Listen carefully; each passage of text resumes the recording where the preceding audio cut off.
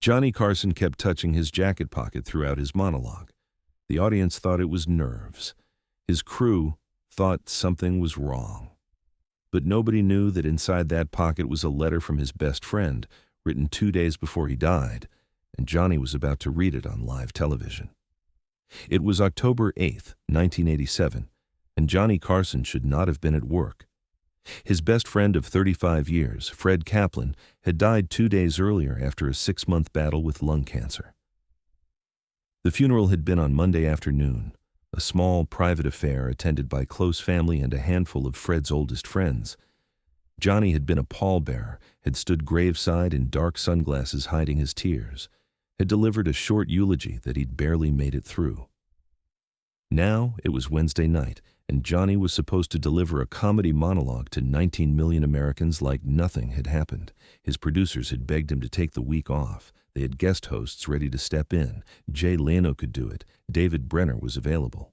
Nobody would question Johnny taking time to grieve, but Johnny had refused with a firmness that surprised everyone. "Fred would want the show to go on," he'd said. "He'd be furious if I used his death as an excuse to skip work." What Johnny didn't tell them was that Fred had left him something, an envelope handed to Johnny by Fred's wife Sarah at the funeral. "He wrote this 3 weeks ago," Sarah had said, pressing it into Johnny's hands. "He made me promise to give it to you before your first show after he was gone. He said you'd know when to open it." Johnny had put the envelope in his jacket pocket and hadn't taken it out since. He could feel it there now, pressed against his chest as he stood backstage waiting for his introduction. The weight of it felt heavier than paper should feel. Fred Kaplan had not been famous. He wasn't in show business, didn't want to be, had actively avoided the spotlight despite being Johnny Carson's closest friend since 1952. They'd met in Omaha when Johnny was doing local radio and Fred was managing a small jazz club. Fred had given Johnny his first real break, letting him do comedy between musical acts. When Johnny moved to New York for The Tonight Show in 1962, Fred had stayed in Omaha. They talked every week without fail. When Johnny's marriages fell apart, Fred listened without judgment. Fred knew John William Carson, the real person underneath the performance. When Fred was diagnosed with lung cancer in April 1987, Johnny had flown to Omaha immediately. He'd sat with Fred through chemotherapy, been there during the hardest moments. He'd offered to pay for experimental treatments. Fred had refused everything except the company. "I don't need fancy doctors, Johnny," Fred had said during one visit. "I just need my friend." Johnny had visited every chance he could over those 6 months. He'd been there 3 days before Fred died, sitting beside the hospital bed, not talking much, just being present.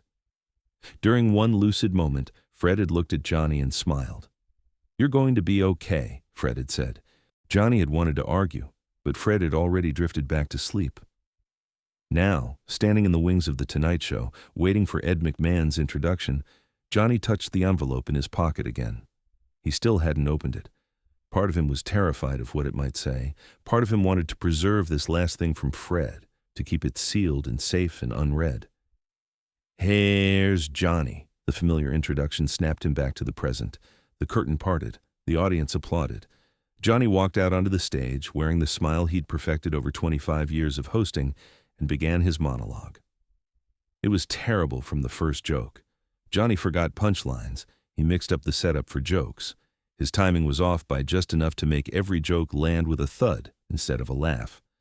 The audience, sensing something was deeply wrong, gave him courtesy laughs, but the energy was flat, uncomfortable. Ed McMahon did his best to rescue floundering jokes with his famous laugh and encouraging, "Yes, sir." But even Ed couldn't save what was clearly a disaster unfolding in real time. And throughout it all, Johnny kept touching his jacket pocket. His hand would drift there unconsciously, fingers brushing against the envelope, then pull away as if burned. Touch, pull away, touch, pull away.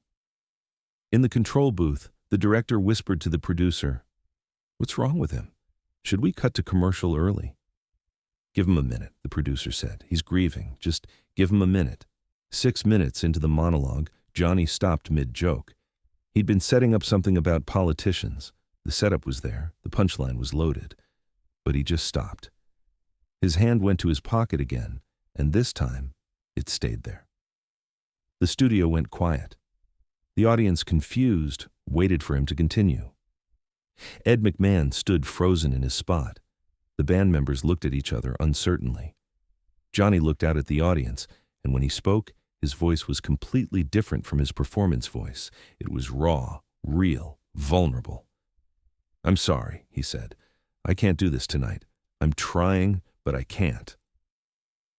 The audience didn't know how to respond. This wasn't part of the show. This wasn't supposed to happen. "My best friend died 2 days ago," Johnny said. "His name was Fred Kaplan.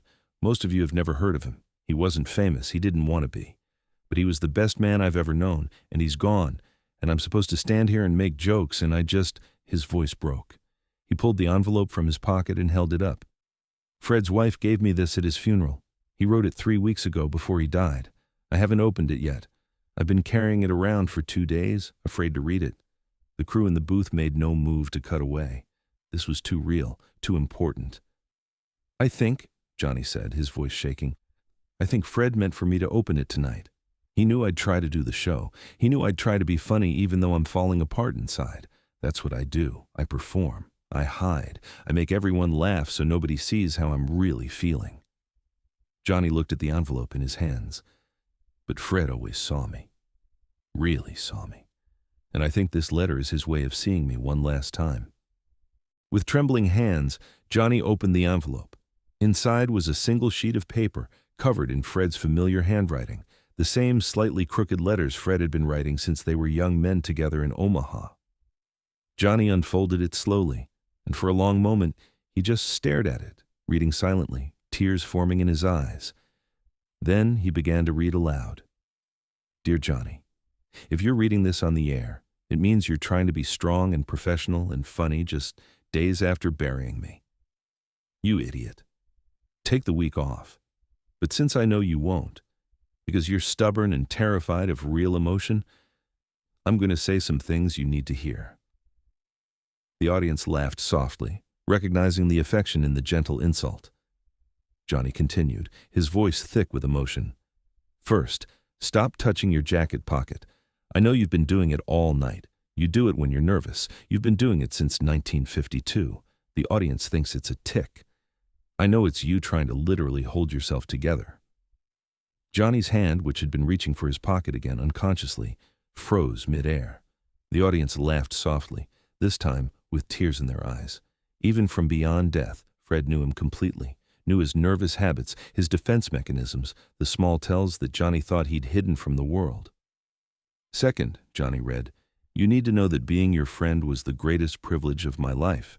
Not because you're famous. Fame actually made you more scared and isolated, if we're being honest. But because underneath all that performance, underneath Johnny Carson, the TV host, there's John Carson from Nebraska. And that guy is kind and loyal and funnier without trying than he ever is with a script." Johnny had to pause.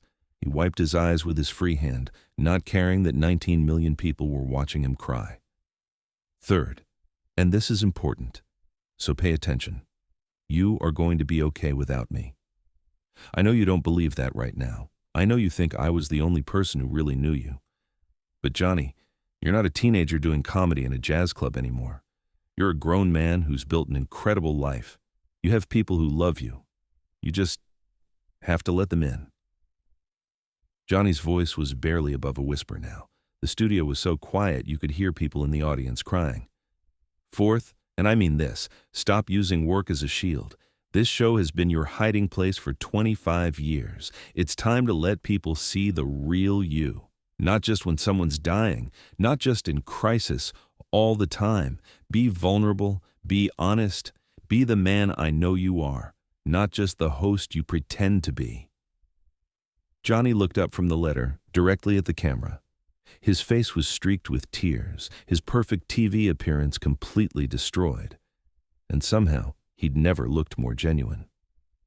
"Fifth," he continued reading, "remember that time in 1965 when you bombed at that charity event and you called me at 2 a.m. convinced your career was over? And I told you that one bad show doesn't define you, that you're more than your worst moment? I need you to remember that now. Grief doesn't make you weak. Crying doesn't make you less professional. Being human doesn't diminish all the wonderful things you've accomplished. The letter went on for another paragraph, Fred's words full of specific memories, inside jokes, references only Johnny would understand.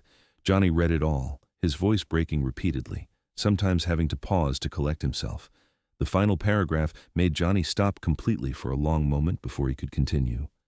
And finally, Johnny, when you finish reading this letter on live television, because I know you, and I know you'll read it on the air because you finally realize that sharing real emotion is more important than protecting your image, I want you to look at that audience and tell them something true. Not a joke, not a performance, something real. Do it for me. Do it for yourself. Johnny lowered the letter and looked out at the studio audience. Hundreds of people looked back at him with compassion and understanding.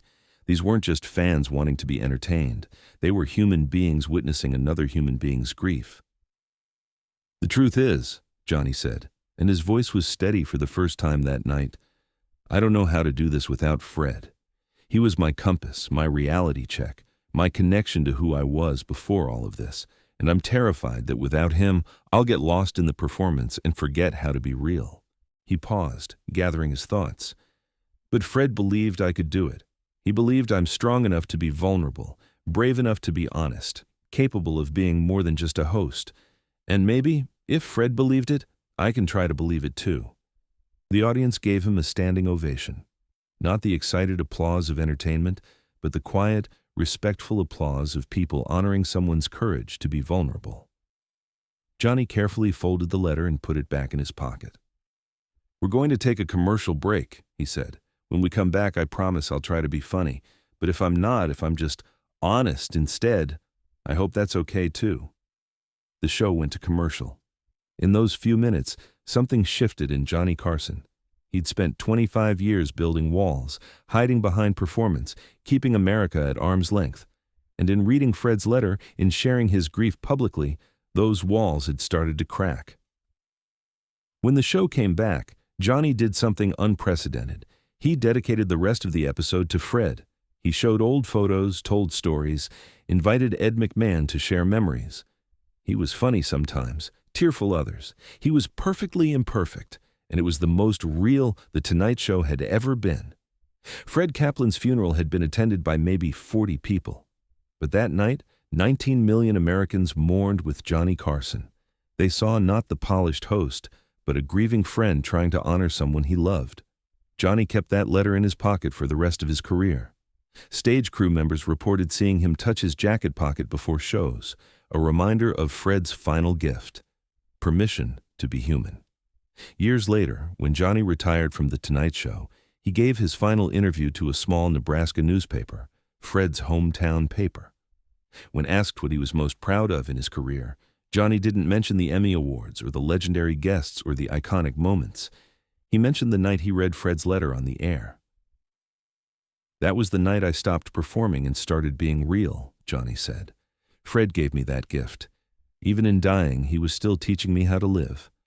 The letter itself, carefully preserved, was found in Johnny's personal effects after his death in 2005. His family donated it to the Smithsonian, where it remains today, a testament to friendship, grief, and the courage it takes to be vulnerable in front of millions. If this story of friendship, loss, and finding strength in vulnerability moved you, make sure to subscribe and hit that notification bell. Share this video with someone who's lost a friend and needs to know it's okay to grieve publicly. Have you ever received a letter or message that changed how you see yourself? Let us know in the comments below, and don't forget to like this video for more untold stories about the real moments behind television's greatest legends.